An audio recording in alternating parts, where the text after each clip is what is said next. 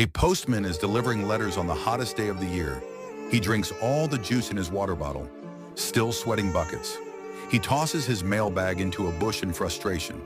A llama wearing earmuffs jumps out, startled. Trying to help, the llama brings him a sack of frozen apples. The postman eats them, still steaming. Then the llama offers a slushie made of pine cones and mint. He drinks it, still melting. Finally, the llama does a backflip and with a loud sneeze blows out a snowstorm from its nose. The entire street is covered in snow and mailboxes are turned into snow forts. The postman builds a snowman in uniform while the llama curls up in a pile of scarves and hums softly.